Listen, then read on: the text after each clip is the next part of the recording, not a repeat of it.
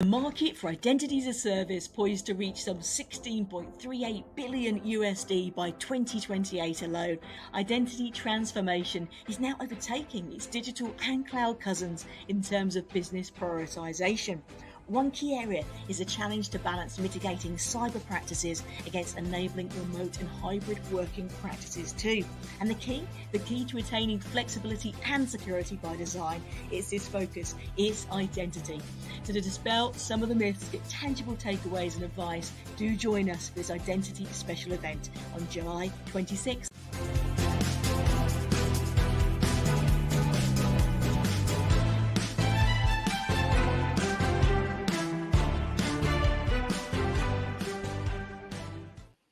Hi everyone, a really warm welcome to today's live special. It is live as well, so thank you for waiting for us slightly there as well. We really appreciate it.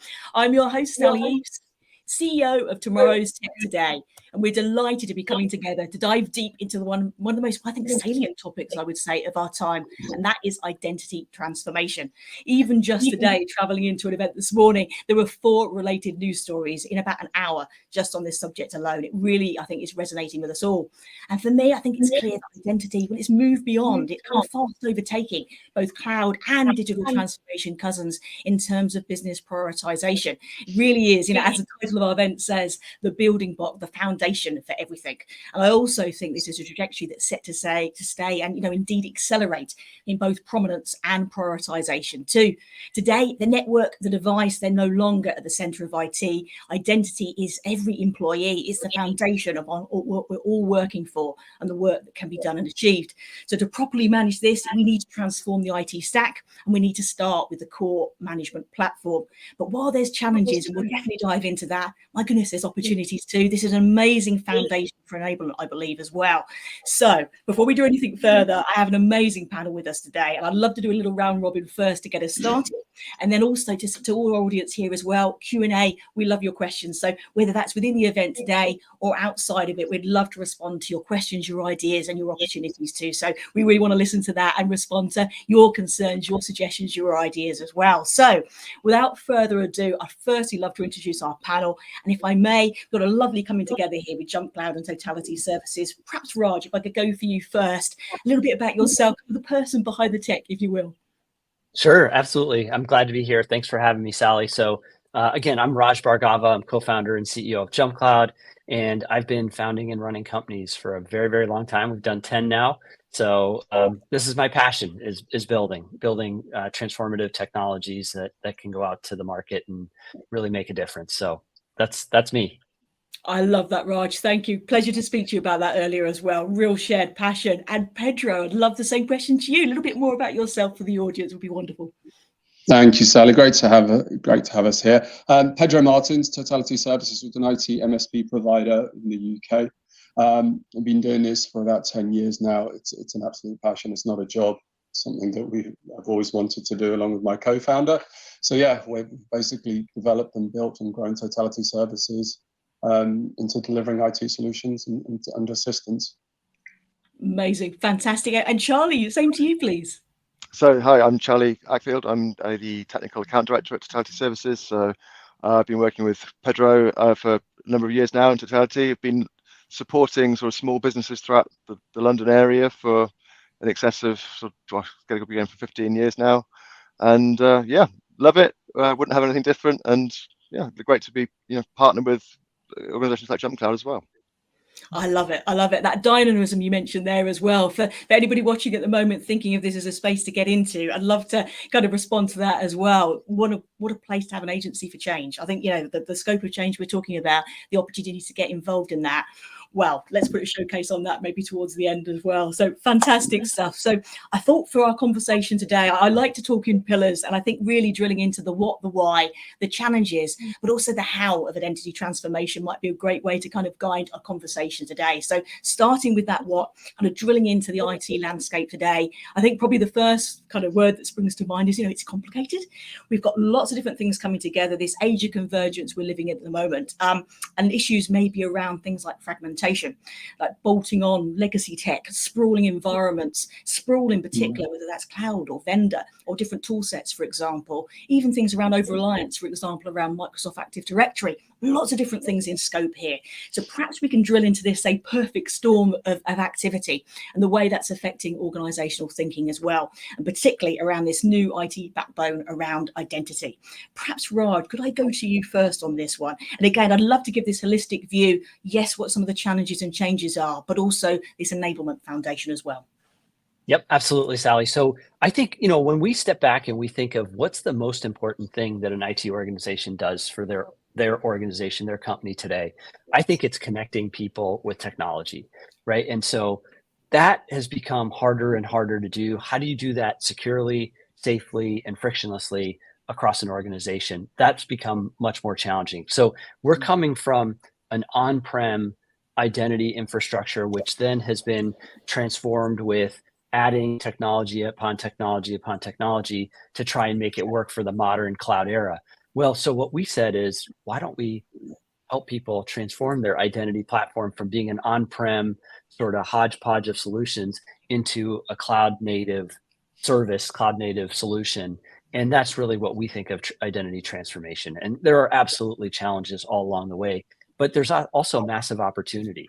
And I think that's the real power of identity transformation, is getting organizations to be able to use the technology that they want and have it be safe and secure and frictionless for their organization.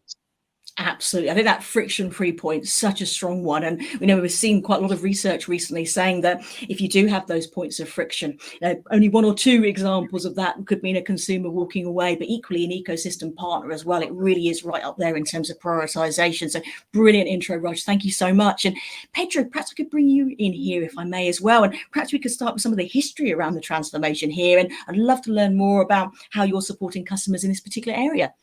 Yeah, absolutely. So, and Raj touched on some great points. Like, historically, I feel that we've been limited to what we could actually do in terms of identity. We in the past, it was very much driven by Active Directory, and I don't think there was anything else out there in the market. We were kind of rigid in that sort of respect. And within time, with the increase on cloud consumption as well, that was sort of the buzzword in the last sort of 10 years or so. I always feel that there's certain buzzwords within the IT career or within the IT evolution. And I think the cloud was one of them. It still is, but not as prominent. And that enabled both businesses to leverage up, to start consuming, to increase their take on cloud, whether it be PaaS, whether it be cloud application SaaS, which is fantastic in itself. And those are some of the real great advantages that you have. The sort of disadvantages is being restricted by a certain approach system that you could then create your identity and link up to said platforms. But historically, there hasn't been much available in the market space that we've been able to go out to our customers with. It's pretty much set around Microsoft Active Directory and later to come Azure Active Directory, which are great platforms, but we felt that those gates needed to be broken, those shackles needed to be broken in order to be able to consume other operating systems, other identity platforms, to allow businesses to grow securely and efficiently and effectively. Love that. Absolutely. Grow in the way that they want to, have that informed choice, and things around interoperability as well. I think so important. So absolutely, totally agree with that. And really interesting to see that flavor of literally how you're working with customers and what they're finding and how this is really supporting to meet those needs. Love that. Brilliant. And can I drill into that a little bit more with you, Charlie, as well, if I may, and particularly looking at this SME and SMB market as well. So important. And again, addressing complexity, I think, has been one of the key challenges here. Yeah, no, absolutely. So obviously the market we sit in is very much looking after small and medium businesses. And so although identity and things like single sign-on and bringing all these applications and all these cloud applications together is nothing new, but I think historically it's been sort of the playground for the big boys and in large enterprise, and small businesses haven't had the teams, the budgets, or the ability to really get into this playground. Because if you go back and looking things like Active Directory and and ADFS, the sheer infrastructure alone to be able to set up something that's sort of fault tolerant and redundant, and let alone having the people that can go out and do that, is just something that's been certainly out of reach for most small businesses. And so I think that the need to have something that sits in that cloud space that we can give to security and then join all those converge without having people to have the level of expertise needed for those legacy Active Directory environments has been hugely important for us. Definitely. I couldn't agree more with the things you're bringing to the fore here. It's absolutely key. And I think also with some of the other changes we've seen as well, for example, more decentralized working models, in terms of, particularly when we're talking about things from device level, there could be multiple devices in different places. And it's often the weakest link in that, isn't it? That will be that way in. So important. And then just in everyday conversation, I think when you know something has become a tipping point, should we say, is you might be on a bus, you might be on a train, and you're hearing people talking about an identity hack or a concern in this area. It's very mainstream conversation now. It really has traveled over for so many of us. So really interesting to set the scene around this perfect storm. And I wonder if we can come back on one question as well. So I've had a few questions here on Twitter actually around this, particularly from IT admins who are saying their biggest challenge at the moment is the technology, but also the overload around, for example, around incidents, around breaches, around vulnerabilities, and the signals around this in particular. And the question is, do you have any advice? It's an early question on this about the what, but it really kind of drills into our topic area here. How are you supporting that particular area of stress around identity management? So the people factors around that. And I'd love to throw that open to any of you, actually, because I think you could all come in on interesting perspectives on that. I think I'll quickly jump in, if that's okay, just in that sense, because I think it's something that I wouldn't say that it's easy to get carried away. There is an element of getting carried away with how many, the ability that you have to consume the sheer volume of technologies. Charlie touched on the enterprise market, which is where I sort of, developed my career. And it was very much, it was limited. You had a certain amount of technologies or platforms that you were monitoring and supporting and working on. And as we all know through the evolution, that just the sheer volume has increased tenfold, if not even more so. So the training becomes, and that's where you're getting other areas being created in terms of the sort of the evolution of DevOps, right? Where sort of you're going back in time to sort of start command line interface. That's come back into the fray. In terms of supporting, I think it's essentially down to very good training. I think it's also understanding the platforms, and I believe in rationalization in terms of which platforms that you can use to manage or to consolidate as part of a technical team. So with the likes of JumpCloud, that you would have one platform where you could cover multiple pillars, as opposed to essentially having the reverse of having 4, 5, maybe 6 different platforms to manage it. So I think there's a case of really trying to consolidate to have the right tool set to create the right sort of working environment and making your team more efficient. Yeah, for me as well, I think it's bringing in additional, it's using automation to improve your business process and to help things. So rather than having, or even if there's often a business need to have all these disparate systems, and you need to operate a certain order of them that will form different functions. And so being able to tie them all together, bring them all under, so that the identity obviously is the glue between everything. Actually, although it's sort of maybe a bit more work to set up in the first place, but once it's running, it's actually there's you've got the data, the insights, you can see what's going on, but there isn't as much support, there's not as much overhead once everything's configured and working the way it should be, because you're controlling that authentication, you're controlling it with things like SCIM and just-in-time provisioning. You can then go out and start leveraging your identity platform to do all of the hard work that your engineers or your teams or HR, whoever that may be, would have been performing manually previously. Absolutely. So Sally, I think, from our perspective, that's exactly the vision that we had when we built the company, right? We wanted to consolidate all these disparate tools. When you as an end user need to access your device or a file or a network or an application, you want that all to be sort of seamless and from one identity. And as an IT admin or an IT organization or, a managed service provider, you want to be able to provide that level of access to everything a person needs, right? So from that standpoint, the more we can sort of put into our platform to make it easier for people to provision, deprovision, but then also access. You have one identity that's going to let you access whatever it is that you need, but you may do that in different mechanisms, like, not to get too technical, but you might have an SSH key for a server, or you might use SAML for a web application, right? So you have all these different ways of doing it, but it's still that same identity. So I think that's the way we've sort of looked at it. Pedro, I saw you sort of nodding when I was speaking about that, but that's sort of been our vision since we started the company. And I agree. To use a very crude, very quick analogy, is if you've got a house, you go through the front door. You shouldn't have to go through the window, around the back, around the side. You literally use your identity to go through the front door and you come in and out. And you could almost tie that into applications, and that could be consumer-based applications. But by the way, look at the technical engineering team. It could be the sheer volume of applications the technical team used to administer, used to manage, used to report, used to configuration, and so forth. So that's why I'm a firm believer of have fewer tools, but make them as effective that cover a wider span of the technology that you need to consume or need to manage. Excellent. Really, really good points. I really like that. And I also like the fact that this is being made available to organisations of any size too. I think that's massively going back to the kind of SME market in particular.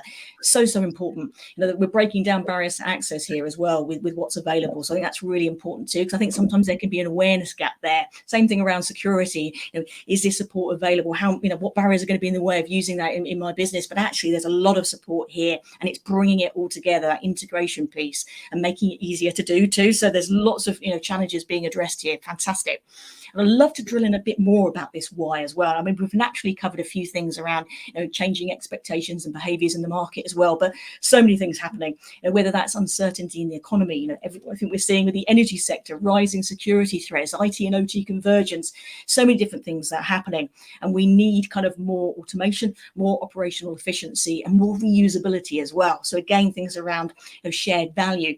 How can we optimise costs, not just for business, but also for society as well? I think reducing consumption is one great example of that. So we've got this big focus on market, reducing IT costs, getting more from what you have, I think is another big area. Consolidation, I think, is probably the word that springs to mind. Also seeing things, for example, around public cloud repatriation. So again, more hybrid, more multi-cloud modeling. So I'd love to drill into this a little bit more and kind of bringing this all together. It's kind of work from anywhere, really, isn't it, in terms of decentralization. So what are you seeing here in terms of kind of drivers around freedom of choice, around openness, but also around geographic and kind of global distribution as well? Maybe there are kind of three main talking points, and I'd love to explore that a little bit as well. Again, a lot of interest in this area. And perhaps, Pedro, could I start with you? Your take on this one? Yeah, absolutely. I mean, look, the choice, there's a much bigger, the shelf is much bigger in terms of what you can consume and choose. So that's kind of a given. With that comes disadvantages that we've kind of touched on previously around the security side. So I think security is playing a very prominent part in that space, okay? And that's why I think companies as a whole need to tread carefully. Yes, consume, but I know that in certain spaces that there's been an overconsumption, and what that tends to lead itself to is almost an element of out of control. So it's kind of the sprawl that we've touched on in that sort of capacity. So I think that there's a lot of scope there from that point of view, basically. Fantastic, brilliant. And Charlie, I know we spoke before, particularly around areas like complexity. I wonder if we could drill into that a little bit further as well.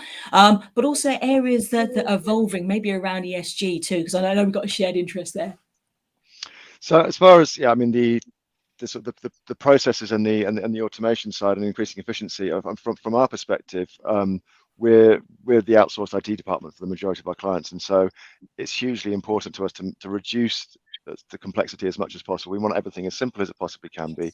We want to remove wherever possible any manual processes, because that's where things go wrong. That's where we get caught out. That's one of the the biggest problems. Our service desk management team are often having conversations about things that have gone wrong, when if you can reduce that through automation and by putting these things in place, then that obviously is a huge help for us. It also makes things much more slick for the end user. If everything just sort of pieces together well, works, they get their device, they sign in, and they log into a portal and got access to everything they need, and they don't have to, everything's just is really, really, really slick and works well, then I think it's in everyone's best interest.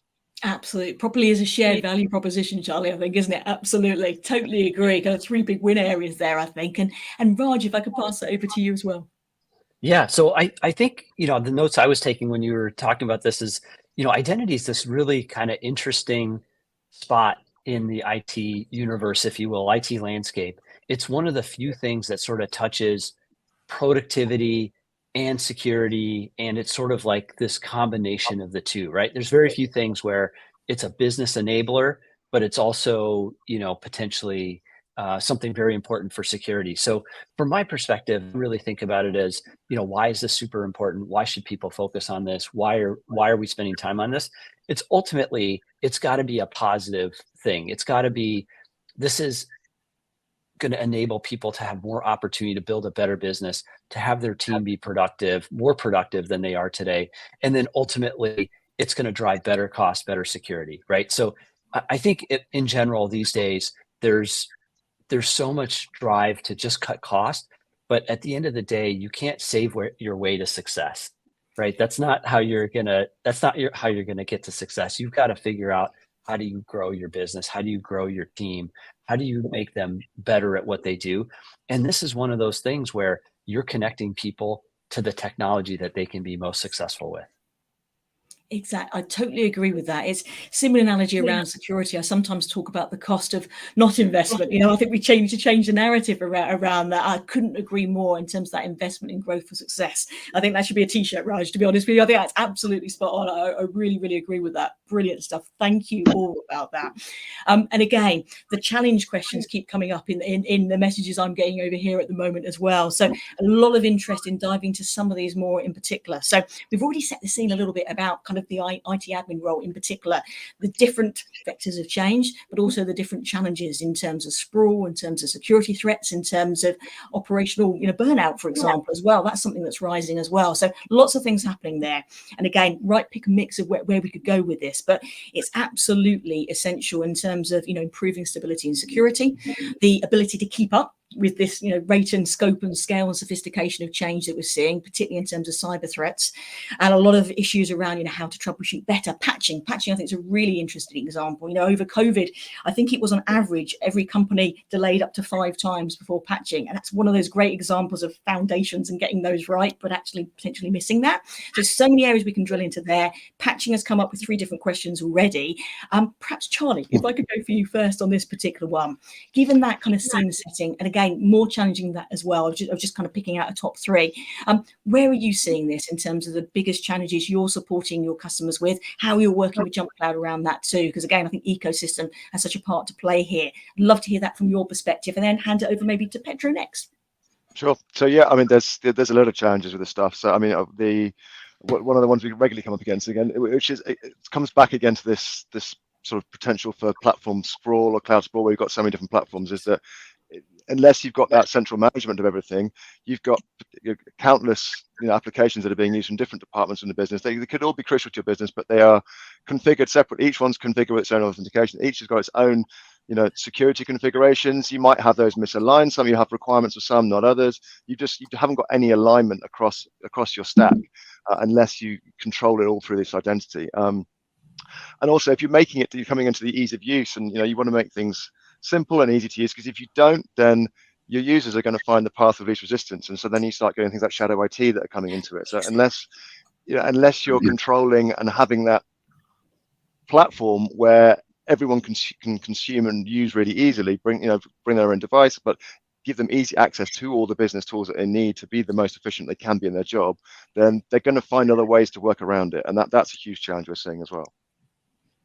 Yeah, user convenience versus security, right? It's the old age challenge, and that's what we have to deal with day in, day out across the board. And it's just trying to make things, it's about striking the right balance, right? Because you can overload on security in terms of even with the identity sector, but it's just setting the right balance between user conveniency and security. I think, Charlie touched on some great points around challenges. I think challenges are a natural part of evolution. Evolution is fantastic, and you're developing new platforms, new technologies, new methodologies, and so forth. But with that brings their own sort of headaches. And I think in this kind of space, there's a few that kind of spring to mind. We touched on the identity sprawl. The more services that move to the cloud, that's where you need to start consolidating that front door. To go back to the analogy, you can have multiple applications across, but you need to centralize the identity. So consume cloud, absolutely, but make sure you do it in the right manner. Otherwise, you're going to find yourself caught up in sort of this big, identity sprawl issue in the long term, so to speak.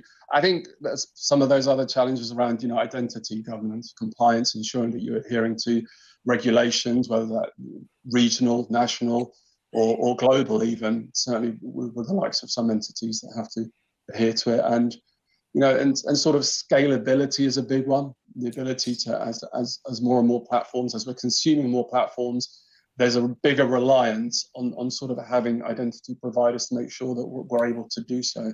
So I think that there's quite an interesting number of sort of challenges that come across the board. And the last one I'll quickly touch on, I think it's just, as always, and this is part of evolution again, is that with every new step that we take, and with certain providers out there, that there's that emerging technologies, in the case of whether it's AI or blockchain and so forth, and how that's going to integrate in that sort of landscape and that sort of that identity stroke security playground. I think that's going to be something to really keep an eye on.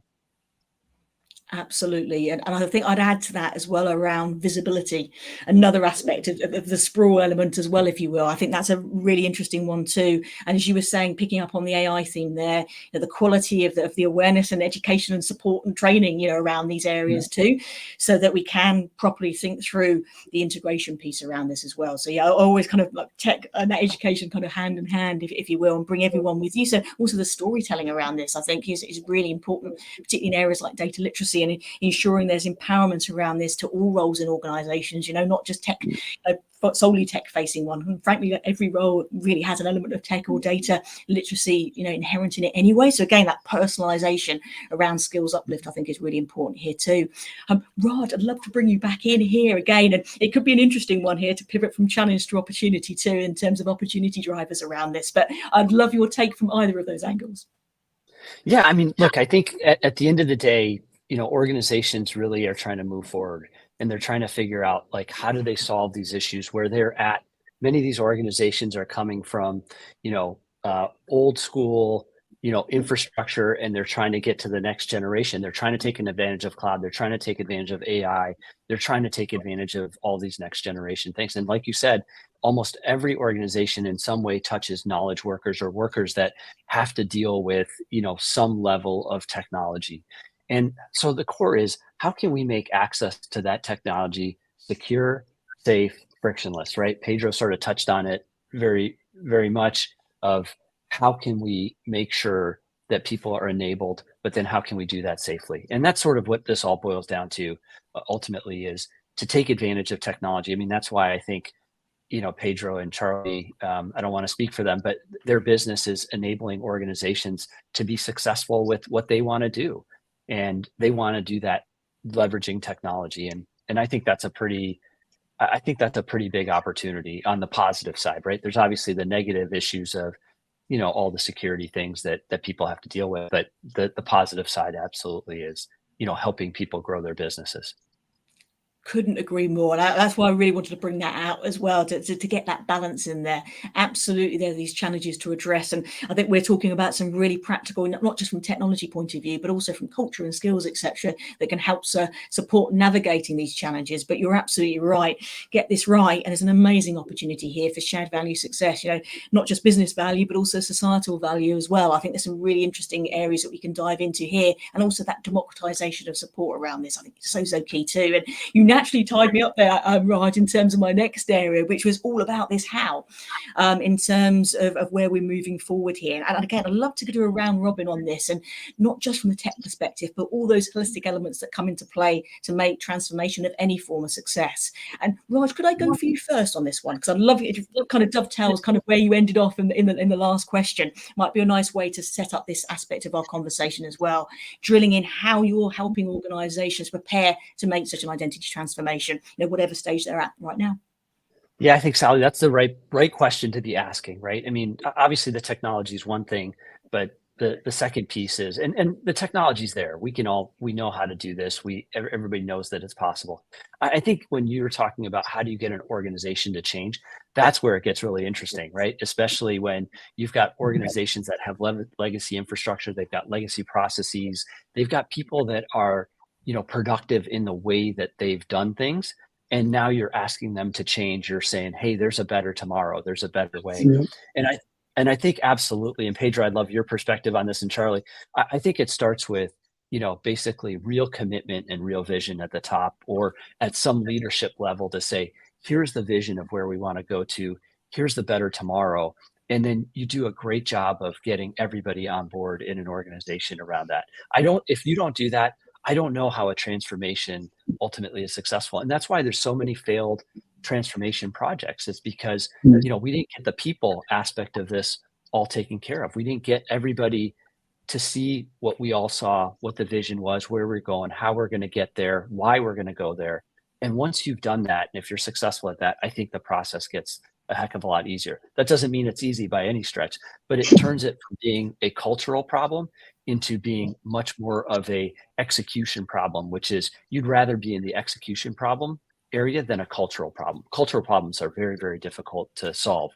And so if you can get the culture on board and you can get the team on board, then you're there, and it's just work, right? And not that work isn't easy, but it's a heck of a lot easier than the other side.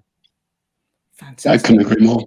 Couldn't agree more. And one of the points that I would like to make and sort of enforce what Raj is saying is that, and by no means, I'm not downplaying this at all, Raj, considering all the effort you've done, but the technology part is actually easy compared to the actual journey, the transition, the mindset, the cultural modification, the adoption of trying to get businesses, users, and the challenges that they face within their own organization, right? Whether it's cultural, political, that becomes more demanding. So when I say the technology part is easy, but the ability to consume it, the ability to use it, the ability to secure it, yeah, that's kind of, when you're comparing it to what the amount of effort, resource, hand-holding, vision that you're trying to set and trying to change that shift, that's a real complex aspect of it. That's what Pedro, I'll jump in with one example that I think is super interesting that we all know, which is, you know, basically multi-factor authentication,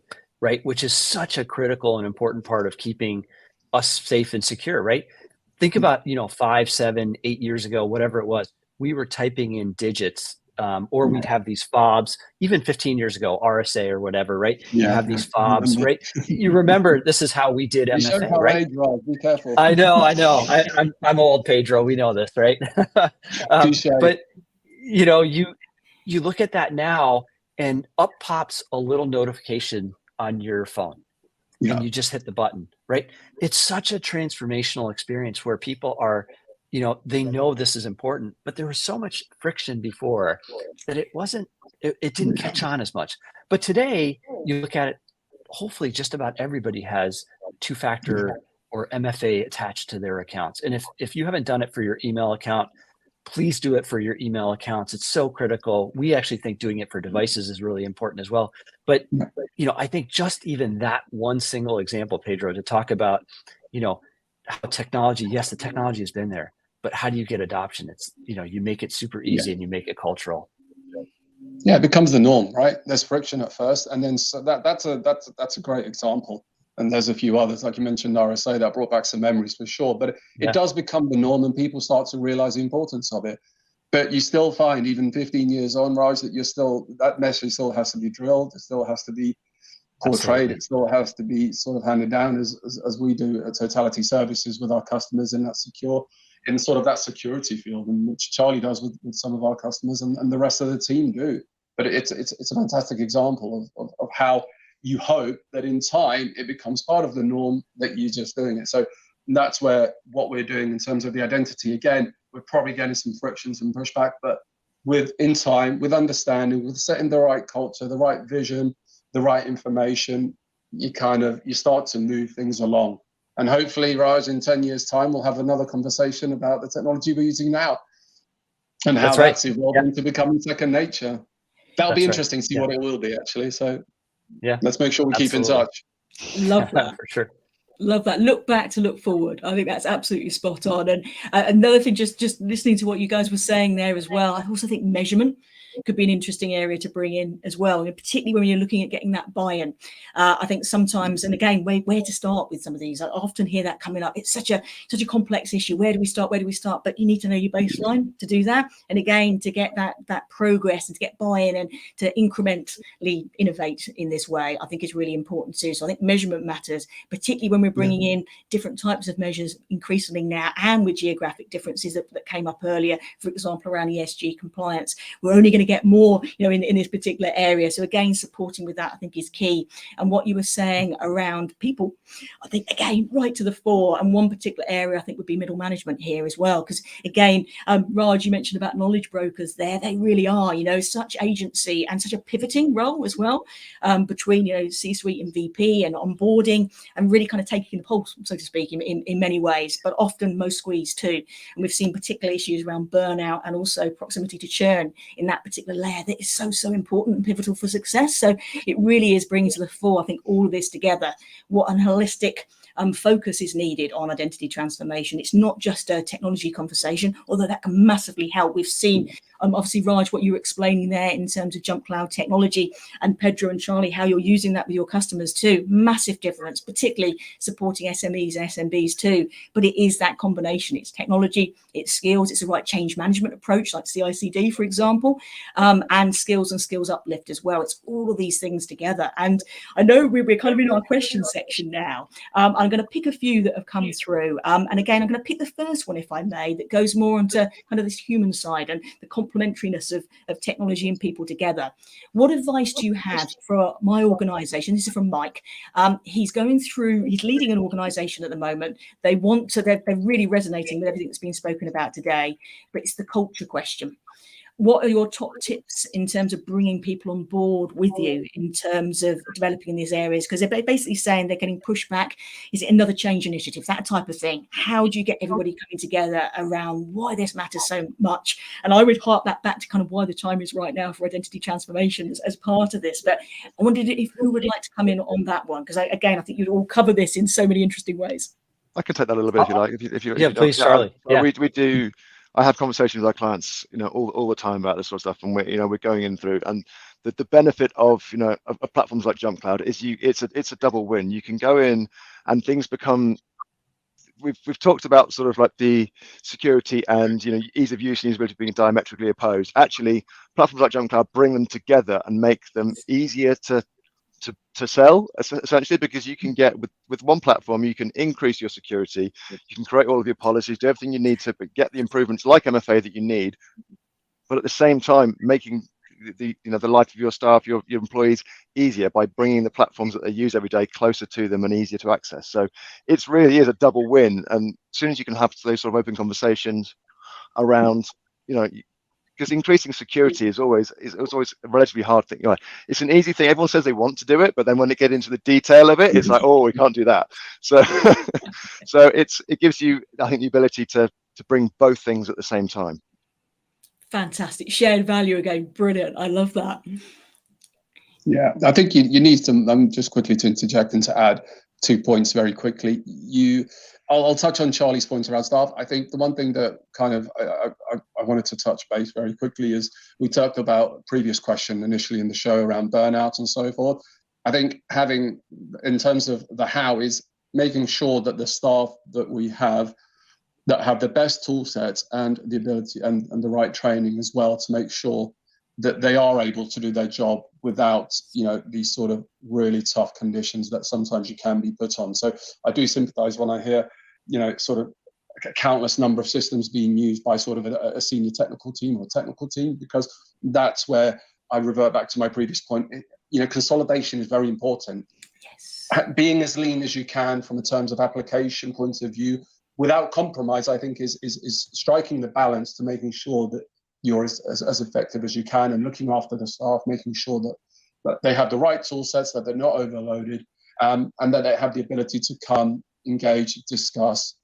Because it is about the customer, but it's also about the staff. It's about the internal team that make everything that binds the customer and the company together. That's what creates the experience. And touching on the how again, in terms of how that vision or the culturally, you need buy-in. You need to try and get a method of adopting. So the buy-in is generally sort of very key. How you do the buy-in, there are multiple methods around this. And I think it's a buy-in versus a time, allowing some time to have some buy-in, to slowly, gradually. It's not something that's done overnight. I've never found. I always found there is actually no timeline. It does depend on each individual instantiation of each company and how they operate. And Pedro, I might jump in and just say, one of the things that I would add is if to Mike's question, I think it was Mike who asked the question on, how did too many change management initiatives. I think making sure you're painting the picture of what that future vision is and having that time, like you said, Pedro, for that dialogue, to making sure there's open discussion, make sure it's transparent. Like the more you can make that open, I think the more people are going to jump in and say, okay, I believe this is where we need to go, and I'm going to throw my weight behind this and help make it successful. Yeah, can agree. It's the engagement as well. Have them part of the discussion. Have That's right. as many people as you can part of the discussion to have the ability to sort of get on board, and then it makes it easier to push that that technology, or to use an analogy, that rock up the hill. Absolutely. I think there's a lot to be said for that incremental innovation approach, and certainly the active listening that you were talking about there. And people want their voices to be heard, and to have at least have the opportunity to do so. There was an event I was at recently, and one of the most powerful things from that was a community group, and they were talking about what matters to them most about the relationship with that organisation was the fact that they were part of a community, they'd contributed some ideas, something they found that, could we tweak that, because actually that's causing us a bit of friction here, and etc. and then they see their ideas being rolled out and that they're being heard, and there's a real feedback loop there that's contributing to that. So I think things like this, where you can contribute your ideas and then you see a reaction to that over time, and sometimes it can't be done, but you get a response to that and you understand the why, and all those things together help bring an organization together. I think all roles everywhere. So yeah, taking that time to do this the right way, bringing people together. We talk about technology going with you where you are. It's the same thing internally, isn't it? You have to bring everyone together too, and in the way sometimes I think we speak about customer experience, we need to think about it from the employee experience too, and they're intrinsically intertwined, aren't they? Absolutely. Fantastic. I have two final questions we can just about fit in, I think. This is a very broad one, and I really like this, but I think it's important as well with that balance. And again, tech as a force for good. I'd love to bring a little bit of a steer to that if I may, but what excites you most looking ahead at the next 12 to 18 months? I've positioned it slightly closer just with everything that's going on, but in this age of integration, thanks, Julia's just mentioned that as well. Really like this kind of framing of how things are coming together. Where are you most excited about where we're going, both in identity transformation or more broadly? And perhaps, Raj, could I go for you for that one first? Yeah, so I'd love to go first. So that question is such an amazing one, because I think in the next, let's say 1 to 2 years, the real opportunity is automation, yes. Right? So especially with, around identity and basically onboarding people, offboarding them, making sure that they have access to everything they need. Well, there's a huge opportunity for organizations to automate that whole process, make sure it's safe, secure, and as importantly, make sure that that person who's starting or changing roles or whatever it may be, getting access to something, that's happening quickly and frictionlessly. That's the real opportunity. And it's so hard to do. It sounds so simple, but we've been working on this problem for 20 plus years, and it's still hard. So I think over the next couple of years, that's something that we're very focused on, to make sure that enablement is done automatically. It's safe, it's secure, it's easy, and ends up being frictionless for not only the IT organization and the managed service provider, but also, that end user. Fantastic. Love that, Raj. Thank you. Pedro or Charlie, did you want to give a take on that one? The same for me. 100% automation has to be. So we're very passionate about automation as well. I mean, it's not that we want to get rid of all of our staff. We value them hugely. We want them to be. But we would rather there's so many processes that you don't need. People shouldn't be doing. We would much rather our team are out there talking and having positive engagements with our customers and selling our business to them, rather than doing anything that involves a manual process, like setting up users and devices and getting all that setup process. So yeah, 100% automation. Yeah, Charlie, I always like to tell, I was going to say, Charlie, I'd love to tell people there's way more work in the world than we are able to do. So the more that we can automate, the more that we can get to kind of the really interesting work. So yeah, absolutely. Yeah, I couldn't agree more with both of you. The one thing, the mantra that we try to hold at Totality Services, the two keywords that it's actually part of our every year when we have strategic reviews and think our initiatives for the year. The two words always come to the top of the list, and it's becoming easier and easier. And they have been on our sort of mantra. Charlie, I think you'll know, is automation and orchestration. Those have been the two things that we've been trying to do, trying to evolve our whole ethos around Totality Services. aside from the customer service, but anything that we do internally, even with our customers, we try and fit those two keywords in wherever possible, because as time evolves, as the IT industry develops, and sort of evolves within strategically, they're becoming easier to implement, they're becoming easier to adopt, because those barriers have been broken down by companies like JumpCloud that enable it opens up the market to everyone, to every single type of customer. It doesn't mean that previously in the legacy days or an enterprise, that it was only available to enterprise. And that's the beauty about the era that we live in now, is that the technology that we are consuming, I mean, my son consumes the same technology that I am. 20 years ago, that would have been non in existence. So I love the trajectory that we're on from a global perspective, from a technology holistic view. And I think it's only going to get better and better, encompassing those two sort of keywords, and obviously the big security interlink that we're going to see in the future. So yeah, I couldn't agree more. Fantastic. I love that. And again, that enablement aspect is really coming to the fore with what we're talking about here as well. And again, it's such an important point to make, I think, when it comes to automation. Again, this can be complementary strengths, and it can be, freeing up, going back to that freedom, the opportunity for, higher order, higher value kind of work, and reducing that burnout. And frankly, also there's use cases and work yet to be reinvented. I think we're very much talking about this here as well. So I know we need to bring this to a close. So maybe we could do a final round robin, either kind of focusing on JumpCloud and Totality in terms of kind of a focus for the next few years, kind of what excites you most about leading the way here, and what you're looking forward to, maybe a little snippet around the innovation pipeline, if we may, or a final kind of tangible piece of advice, for the audience here, because I get a lot of questions about what can we apply now, what can I think about now. And in the same way, for example, with security, 2FA would be an example of something you can do in a relatively straightforward way. And I think it's about 98% of attacks can be negated from that cyber hygiene. So something like that, a foundation to start on now, or something you'd love to share about innovation opportunities ahead. And I'll reverse the order for this final one, if I may. Charlie, if I could go to you first. As far as advice is concerned, yeah. I mean, if anyone is not leveraging MFA across all of their platforms, please do that immediately. That's hopefully all should go without saying these days. But I think, as far as what we want to see more of, it sort of come back to automation again. We want to be able to see more things that are, I think, AI is going to be an interesting one that we touched on briefly about how that's going to come in and help with the automation elements. We're already seeing things like how we're going to be using AI to interpret things that are going to do, and what impact they can have on making some smarter decisions for us. But I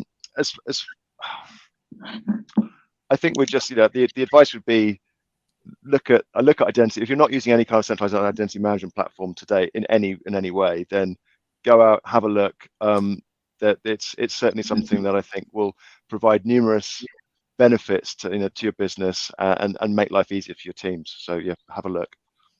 Superb. Thank you, Charlie. Brilliant. And then Pedro, please. Thank you. I'm going to go with Team MFA, just to drop it in there again. Seriously, if anyone hasn't got an MFA, do it. So I feel like we're advocating MFA here. So I'll stick to that same theme. No, look, it's going to be an interesting sort of, you scoped out the next sort of 12 to 18 months. I think the level of automation that we've discussed already, I think zero touch is on our horizons in terms of how much that develops, because I think that is a fantastic sort of concept and model. And we're already driving hard, working with the likes of JumpCloud to try and enable that technology, which as an IT MSP, we really want to push zero touch for all of our customers. And we're excited that we're starting some initial sort of concepts around that and some early stage discussions. But we'll continue to work with JumpCloud and see what other snippets of information and changes and enhancements that they will have along the way, which they have provided over the last sort of 2 years. And that's growing. And it's going to reach out into sort of zero touch, the sort of the conditional access about how you ask. There's so many. And I think the biggest link now is obviously, and I'm not going to put words in your mouth here, Raj, but you focus on the identity side of things now, right? And you're building and you're becoming a real big player and maturity, which is fantastic. And that's what we love. The next stage is going to see, okay, great. It's how do we enhance the level of automation and orchestration from both your platform perspective that we can then leverage with our staff and our customers. So that's twofold, but then a more closer link into the security world, right? So how does that look like? And if there's any integration. So I'm not going to put you on the spot, Raj, but those are kind of some thoughts from my head. Yeah, no, I think that's great. And, you know, I'd say maybe the theme for me, or maybe the piece of advice would be, you know, I think it's so critical for organizations to be focused on people. So focus on that person and what's going to make them successful. You know, we sometimes we get too focused on a technology piece or a device or whatever it may be, but I think enabling people to be successful with technology and doing that safely and securely, I think that's the winner here. You know, I firmly believe, you know, firms like Totality Services, what they're providing their customers is getting them productive, making their businesses grow and be more successful. That's really ultimately what we're looking at here. Let's not focus on IT as sort of a cost center, if you will. Let's focus on how do we enable people to be successful with technology. And that is truly transformative for an IT organization, for a firm like Totality Services and other folks enabling, you know, small to medium enterprises around the world. So to me, that's sort of the core and the center is, you know, focus on people. And in keeping with that, just one last point as well, Raj. Sorry, Yeah. Sally. It's the experience as well. So Totality Service is all Yeah. about customers. Like our number one theme, our number one driver is customer service. Okay, that's pretty much above anything else. Technology-wise, it's okay, customer service and the experience. So if we can integrate that experience that you're talking about, you know, about people, and then it's the experience that they use to get to adopt and to actually consume identity and some of those security functions that we discussed, and that's the cherry on top for us. Secure, frictionless access, Pedro, right? if we can get people to have secure, frictionless access, you know, hopefully we can make them really successful and productive with technology. I have no doubt it'll come, Raj, with you there. With you over there at JumpCloud, I'm sure it will come shortly. Absolutely. I love that. Honestly, what a way to end it. You gave the perfect kind of ending there, really, honestly. That's superb. And also a final thought from me. I know we kind of drawn the threads together already, really, but also the power of collaboration and the ecosystem. And just there, you know, three of you interacting around that subject area and the bouncing of ideas and the mutual support and the enthusiasm, frankly, for the trajectory ahead and what can be done and the enablement ahead. I love that. So I think it's also a showcase of the beauty of coming together and that support in this area too. So I really love that as a final thought from me on that. I think that really came to the fore in this discussion for me too. Great. Fantastic. Thanks for having us, Sally.